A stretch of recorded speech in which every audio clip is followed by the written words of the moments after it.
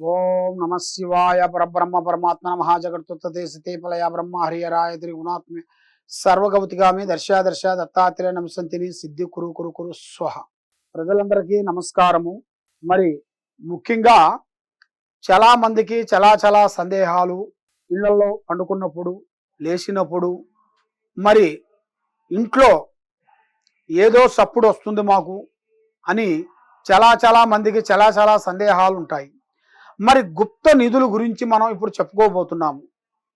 ఆ గుప్త నిధులు అనేది మరి ఒక్కొక్క ఇంట్లో ఉందిరా అంటే ఆ ఇంట్లో కొన్ని పంటలు కానీ, పనులు కానీ, కళ్యాణాలు కానీ ఏ పనులు కావు.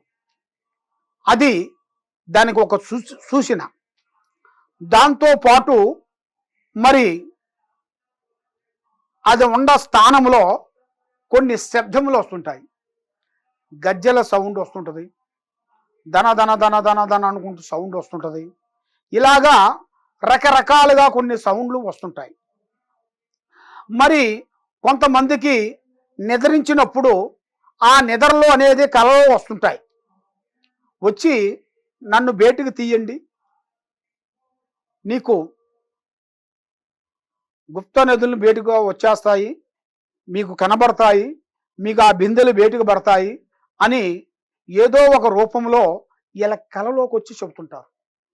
ఆ కలలో వచ్చిన తర్వాత అది నిజమా అబద్ధమా అని చాలామందికి చాలా సందేహాలు ఉన్నాయి. కాబట్టి అది వాస్తవం, అది నిజం. ఎందువల్ల అంటే దానికి ఉండాల్సిన కొన్ని బలాలు ఉంటాయి. ఇప్పుడు అది ధనబలం అనేది భూమిలో ఉన్నప్పుడు దాని చుట్టూ ఒక నాగబంధన అనేది ఉంటుంది. ఆ నాగబంధన వలన అది సేఫ్టీగా ఉంటుంది. మరి ఆ నాగబంధన లేకోకుండా ఉన్నట్టుకైతే దానికి సేఫ్టీ అనేది ఉండదు. మరి చాలామంది ఇంతకుముందు కొన్ని సంవత్సరాల క్రితంలో, కొన్ని ఇయర్స్ క్రితంలో అప్పుడు వాళ్ళకి బ్యాంకులో పెట్టుకుంటానికి వాళ్ళకి లేదు కదా, బ్యాంకులు లేవు కదా. అందువల్ల వాళ్ళు ఏం చేస్తారంటే ఒక కుండలో కానీ ఒక బిందెలో కానీ పెట్టుకొని, అప్పుడు దొంగల భయం ఎక్కువ కాబట్టి దాన్ని గబగబా తీసి ఒక ఇంట్లో ఒక మూలకి ఎక్కడో ఒక దుక్కున గొంతలో పెట్టేసేసి వాళ్ళు ఒక్కొక్క టైంలో టక్కన మతిమరుస్తుంటారు. మరి ఆ మతిమరిసింది అది వాళ్ళకి తెలియదు కదా. అది ఆ పలానా దుక్కున పెట్టాం, పలానా దుక్కునగా పెట్టాం అనేది ఆ గ్రహాలు అనేది వాళ్ళ మీద కూర్చొని ఆయన మైండ్ని కరెక్ట్గా కుదురుగా ఉంచుకోకుండా, ఆయన మైండ్ కుదురు లేకోకుండా తిరుగుతూ ఉంటాడు. అక్కడ పెట్టానా, ఇక్కడ పెట్టానా, ఇక్కడ పెట్టానా, అక్కడ పెట్టానా అని ఈ 4 మూలలు ఈశానం అగ్ని 4 మూలలు తిరుగుతూనే ఉంటాడు.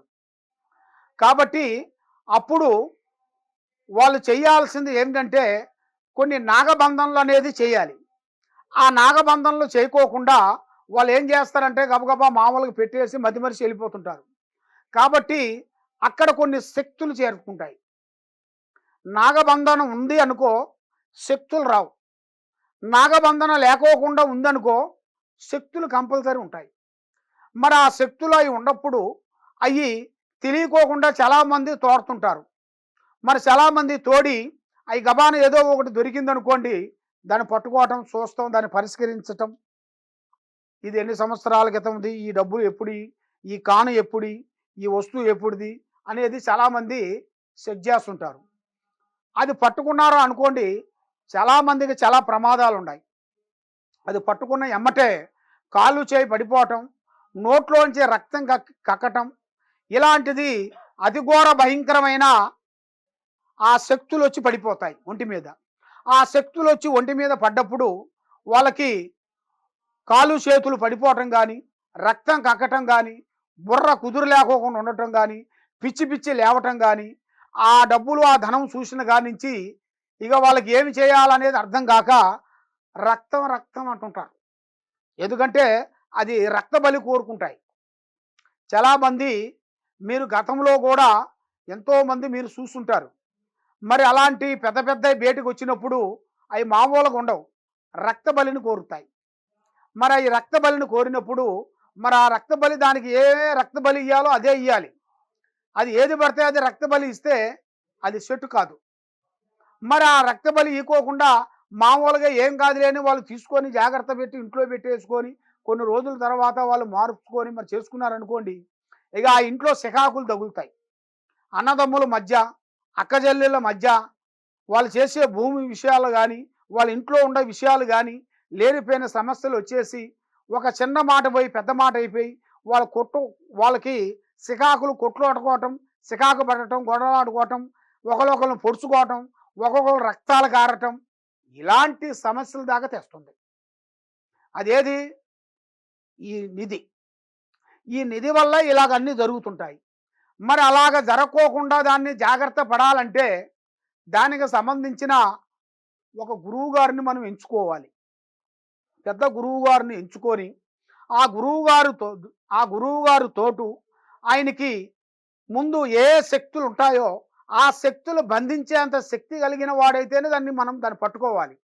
అది ఎవరు పడితే వాళ్ళు వచ్చి గబగబా ఏం పర్వాలేదులే, మేము ఉండాంలే, మేము చేసేస్తాంలే, పూజ చేసేస్తాంలే, మీరు తోడండి అని అన్నిటికైతే తోడినోడికి ఇబ్బంది, చెప్పినోడికి ఇబ్బంది, ఇద్దరికీ ప్రమాదమే. అలాంటి ప్రమాదాలు ఎన్నో జరిగినాయి. ఎంతమందో ఎంతో నష్టపోయారు, ఎంతమందో ఎన్నో ప్రాణాలు పోయినాయి, ఎంతమందో నష్టపడ్డారు. కాబట్టి అలాగ మీరు ఇబ్బంది పడుకోకుండా ఉండాలి అంటే ఈ కింద ఉండాల్సిన నెంబర్కి ఒకసారి మమ్మల్ని సంప్రదించినట్టుకైతే దానికి ఏమి చేయాలి, ఏ అంజనం వేయాలి, దానికి ఎలా వస్తుంది, మరి దానికి ఎలా వస్తే దానికి ఏమి జాగ్రత్త పడితే దానికి అవుతుంది అనేది చాలా జాగ్రత్తలు ఉంటాయి. దాంట్లో ఎన్నో నియమాలు ఉంటాయి, దాంట్లో ఎన్నో మంత్రాలు ఉంటాయి, దాంట్లో ఎన్నో యోగాలు ఉంటాయి. అవన్నీ చేసి ఏర్పాటు చేస్తేనే అది మన చేతికి అందిద్ది, కానీ లేకపోతే అది మనకి అందదు. దానివల్ల ఎన్నో ప్రమాదాలు ఉన్నాయి. కాబట్టి మీకు ఎలాంటి సందేహాలున్నా, ఎలాంటి డౌట్ ఉన్నా ఈ కింద ఉండాల్సిన నెంబర్కి మాకు సంప్రదించినట్టుకైతే అసలు సమస్య ఏమిటి, మీ ఇంట్లో ఏముంది, మీ ఆఫీసులో ఏముంది, మీరు చేసే పొలంలో ఏముంది, మీరు చేసే శలకలో ఏముంది అనేది మేము అంజనం వేసి చక్రం వేసి చూసి చెప్పగలుగుతాం. ఏ సమస్యకైనా మా దగ్గర ఒక పరిష్కారం దొరుకుతుంది. సర్వో జనా సుఖినో భవంతు. ఓం నమః శివాయ నమః. ఓం నమః శివాయ నమః.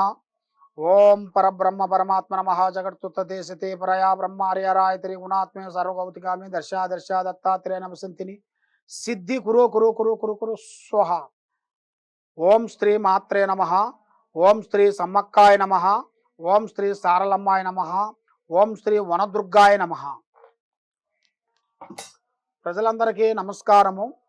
ఈ 12 రాశుల్లో ఉండవలసిన వాళ్ళందరికీ అదృష్ట బలము, జీవిత బలము, స్థాన బలము, పూజ బలము, యోగ బలము, ఈ 12 రాశుల్లో ఉండవలసిన వాళ్ళకి స్థితిగతులు ఎలా ఉన్నాయి, అదృష్ట యోగం ఎలా ఉంది, వాళ్ళ విద్యా విధానం ఎంతవరకు వచ్చింది, కళ్యాణ గడువులు ఎందుకు లేట్ అవుతున్నాయి, వాళ్ళకి ఉద్యోగాలు ఎందుకు రావటం లేదు, సమస్య ఎక్కడ జరుగుతుంది, మరి వీళ్ళకి ఎంత కష్టపడ్డా కూడా ఆ కష్టానికి ప్రతిఫలం లేకోకుండా కొన్ని ఎందుకు ఇబ్బందులు ఎదురవుతున్నాయి, వీళ్ళ స్థితిగతులు ఏమిటి, మరి ఇలా ఆలోచన ఒక రకంగా ఉంటే మనసు ఇంకో రకంగా పోవటం ఏమిటి అనేది ఈ 12 రాశుల్లో ఉండవలసిన వాళ్ళందరికీ ఇప్పుడు మనం చెప్పబోతున్నాము. ఈ రాశికి ఒక్కొక్క రాశికి ఒక్కొక్క స్థితిగతులు ఎంతవరకు వచ్చాయి, వాళ్ళ యోగ నక్షత్రం ఎంతవరకు వచ్చింది, వాళ్ళ నక్షత్ర గడియలు ఎంతవరకు నడుస్తున్నాయి అనేది ఇప్పుడు చెప్పబోతున్నాము. ఓం నమః శివాయ. ఈ రాశిలో ఇప్పుడు నేను చెప్పిన విషయాలన్నీ ప్రతి ఒక్క రాశిలో ముందుగా వేయండి. ఓం నమః శివాయ.